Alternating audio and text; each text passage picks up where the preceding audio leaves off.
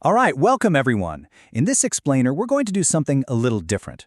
We're taking one single GCSE biology exam question and we're going to deconstruct it piece by piece to show you exactly how to lock down every single mark.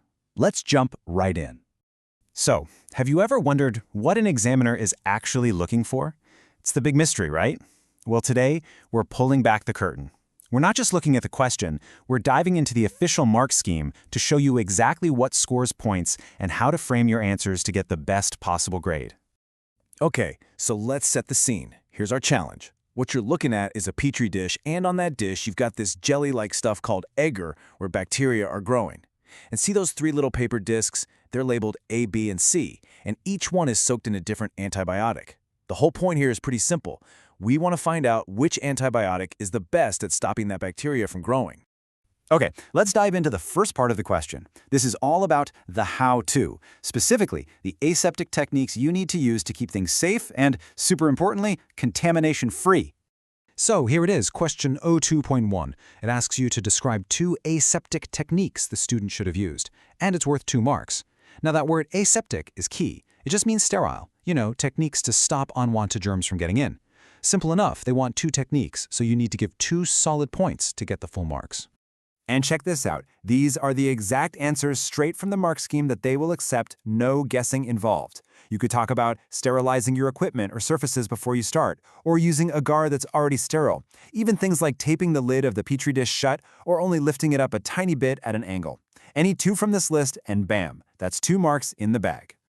All right, so once you've set up your experiment perfectly, what's next? Well, you gotta analyze the results, right? That's what this next part is all about.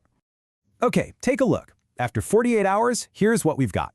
See those clear zones around the discs? That's where the bacteria have been wiped out. It's called a zone of inhibition. Basically, the antibiotic seeps out into the agar and kills the bacteria nearby. And the rule is simple. The bigger the clear zone, the better the antibiotic worked.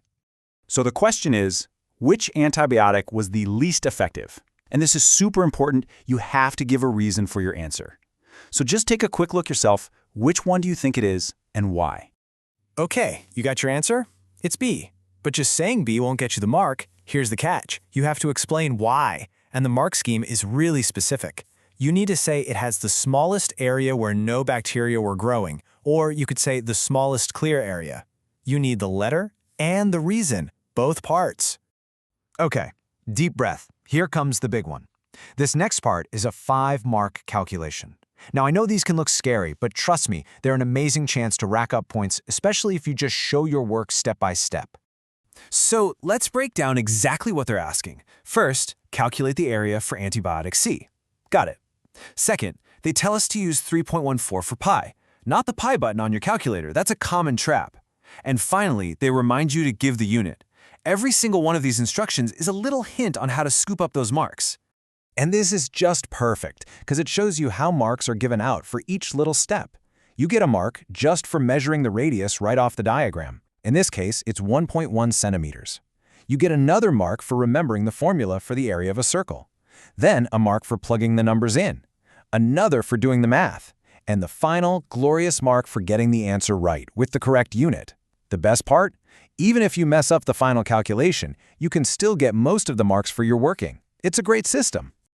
And there you have it. The final answer, rounded, is 3.8. But you're not done. Don't forget the unit, centimeters squared.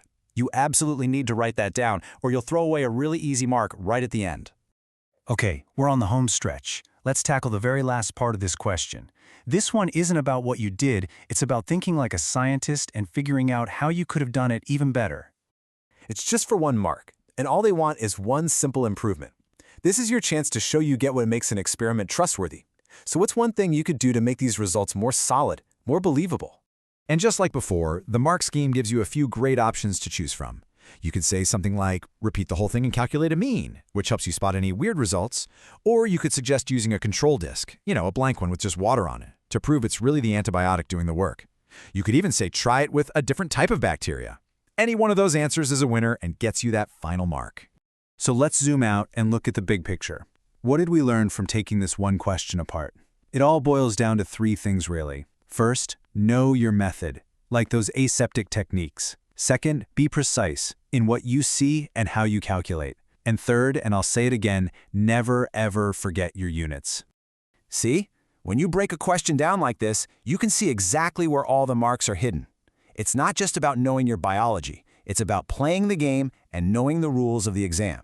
So, what do you think? What required practicals should we deconstruct next? Let us know.